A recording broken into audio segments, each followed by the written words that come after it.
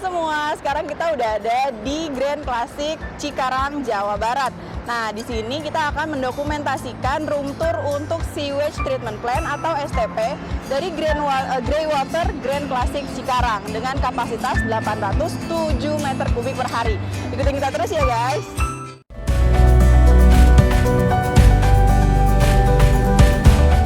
Ya, kita sudah sampai di inlet chamber dari STP Grand Classic Cikarang untuk kapasitas 807 meter kubik per hari.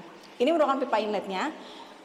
Air limbah akan masuk ke dalam grid chamber sebagai bak pertama. Di grid chamber ini bukan hanya mengendapkan pasir atau grid yang besar, tetapi juga dilengkapi dengan bar screen untuk menyaring sampah-sampah makro.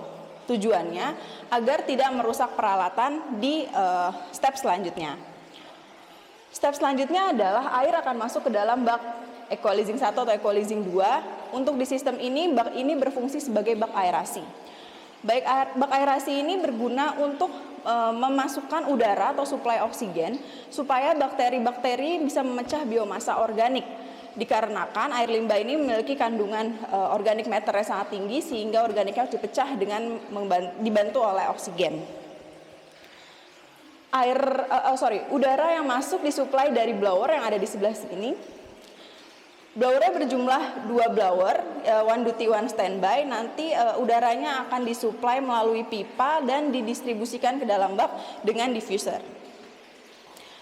Selanjutnya kita masuk ke bak equalizing ketiga atau bak ketiga, di mana bak ini bersebelahan dengan bak sludge distribution box. Sludge distribution box merupakan bak yang berguna untuk menampung sludge dari pengendapan sedimentasi yang kemudian nanti akan diperbantukan kembali ke bak aerasi. Jadi ini sebenarnya adalah box lumpur yang sama fungsinya seperti sludge holding basin. Di bak equalisasi ini yang ketiga, mari kita masuk ke sini nonton. Nah, di sini ada dosing pump untuk pH control yaitu HCl dan NaOH. HCl berfungsi digunakan ketika limbahnya bersifat basah sehingga dinetralkan dengan asam yaitu asam klorida. Dosing pump untuk NaOH menyala jika air limbahnya bersifat asam sehingga kita netralkan dengan basah. Setelah air limbah sudah netral dengan pH kontrol tadi, air limbah akan masuk ke proses koagulasi atau high speed mixing, di mana koagulan yang digunakan untuk dikoagulasi di sini adalah PAC atau polyaluminium chloride yang dimasukkan melalui dosing pump juga. Setelah melalui proses koagulasi, limbah akan masuk ke proses flokulasi. Namun sebelum itu, untuk membantu percepatan pembentukan flokulan, digunakan polimer anionik untuk membantu flokulan itu agar mudah terikat di limbah. Dosing pump itu dimasukkan di antara bak koagulasi dan flokulasi. Ayo kita masuk ke area flokulasi. Area flokulasi ada tepat di samping sludge holding basin atau bak penampung lumpur. Flokulasi adalah bak pengadukan lambat sehingga RPM-nya ini jauh di bawah dari RPM dari koagulasi. Setelah dilakukan flokulasi, limbah akan masuk ke bak sedimentasi atau bak pengendapan. Bak pengendapannya di STP Grand Classic ini ada 2. Ya, ini di sebelah kiri dan kanan saya. Bak pengendapannya ini jika dilakukan analisis dari desain potongannya, di bawahnya ini berbentuk 5 segi 4, bertujuan untuk mempercepat pengendapan dan akumulasi dari lumpur. Dikarenakan lumpur dari bak sedimentasi ini nantinya akan diperbantukan kembali, dimasukkan ke dalam sludge distribution box dan sludge holding basin untuk menjadi lumpur return activated sludge atau RAS ke dalam bak aerasi. Setelah dilakukan sedimentasi di bak sedimentasi 1 dan 2, limbah nantinya akan difiltrasi menggunakan filtrasi kebanggaan dari PT Bioseptic Water Indo Abadi yaitu Dynasan. Di proyek ini digunakan 6 buah Dynasan filter.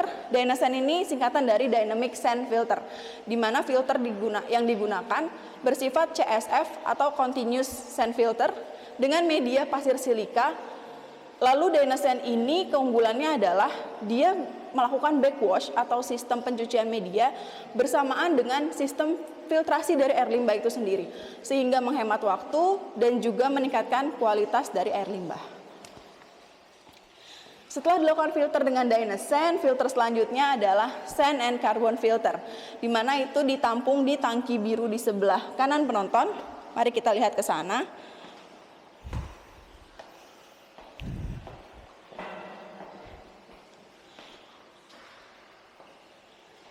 Oke, untuk sand filter dan carbon filter ini, media dari sand filter adalah pasir silika. Untuk carbon filternya, medianya adalah karbon aktif.